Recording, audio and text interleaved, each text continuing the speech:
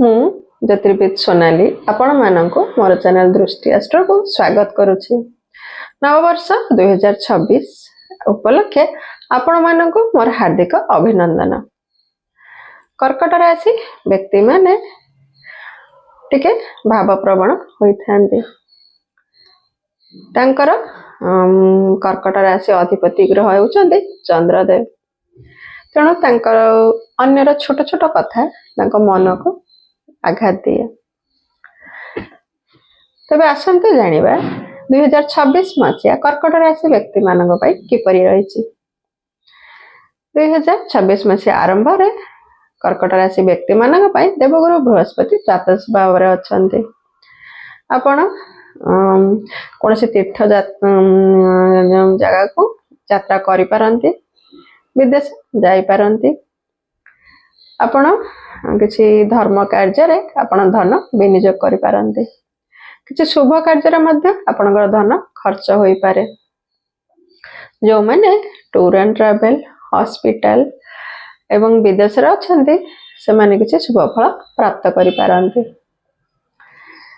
केतुदेव आपनकर द्वितीय भाव रे अछंती। आपनकर बाणी हुए तो सामना लोक को आघात दे पारे। तेणु विशेष भाव रे आपण बाणी को कंट्रोल करने को चेष्टा करंतु, निजर राग को कंट्रोल करने को चेष्टा करंतु। मां का स्वास्थ्य खराब होई पारे, मां का स्वास्थ्यर जत्न नेबे। अष्टम भाव रे राहुदेव अछंती। आपण निजर मध्य स्वास्थ्यर जत्न नियंतु। कोनोसी घरे हो किंबा बाहर हो कोनोसी जगह पड़ी जिबार कि सेबळी किछि समस्या सृष्टि होई पारे। तेणु यातायात रे विशेष भाव रे ध्यान देबे।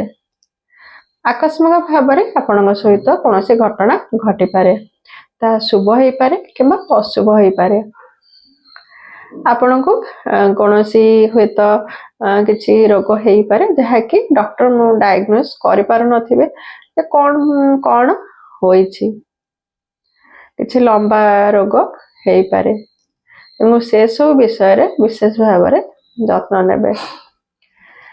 जो माने इंश्योरेंस रे अछंती किबा साइंटिस्ट, रिसर्च, ऑकल्ट ए सब क्षेत्र रे जो माने काम करूचंती कर्कट राशि व्यक्ति मानक पई किछि शुभ फल प्राप्तिर संभावना रहिछि। हठात आपण केउठु धन प्राप्ति मध्ये करि पारंती। नवम भाव रे शनिदेव अछंती। शनिदेव आपणकर परीक्षा नेउछंती। किछि कार्य रे आपणकर किछि बाधा, किछि विलंब देखा देउछि, किंतु आपण धैर्यर सहित समय को अपेक्षा करंतु। शनिदेव मनुष्यंकर परीक्षा नै थांदी, परिश्रम करै थांदी, दायित्व बढ़ांती। जे सुचारू रूपे से सबुर पालन करि थाए, तुलाई थाए, से बहुत भल फल मध्य देई थांती। तेणु आपण परिश्रम करंतु, धैर्य हरांतु नाही।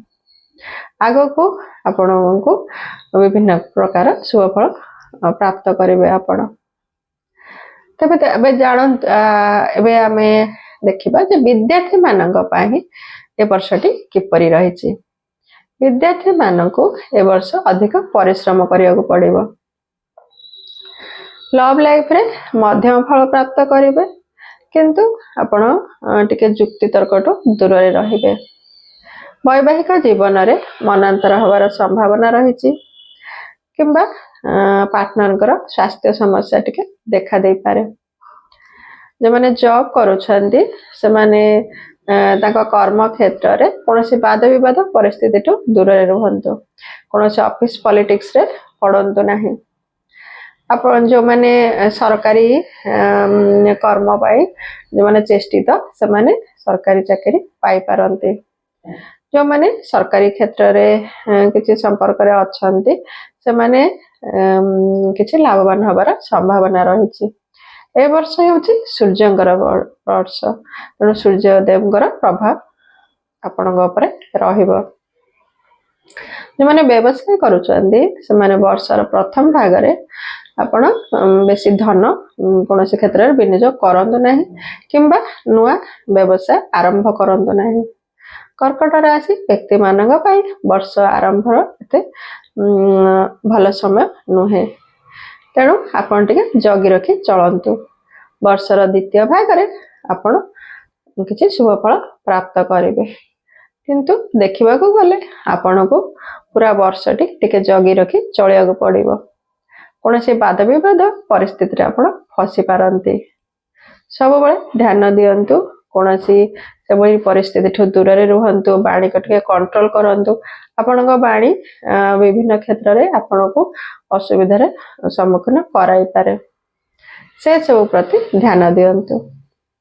ଶୁଭ ଫଳ ପ୍ରାପ୍ତି ପାଇଁ ଆପଣ ମହାଦେବଙ୍କ ଉପରେ ସୋମବାର ଦିନ କ୍ଷୀରରେ ଅଭିଷେକ କରାନ୍ତୁ ଏବଂ ଆପଣ ହନୁମାନ ଚାଳିଶା ପ୍ରତିଦିନ ପାଠ କରନ୍ତୁ।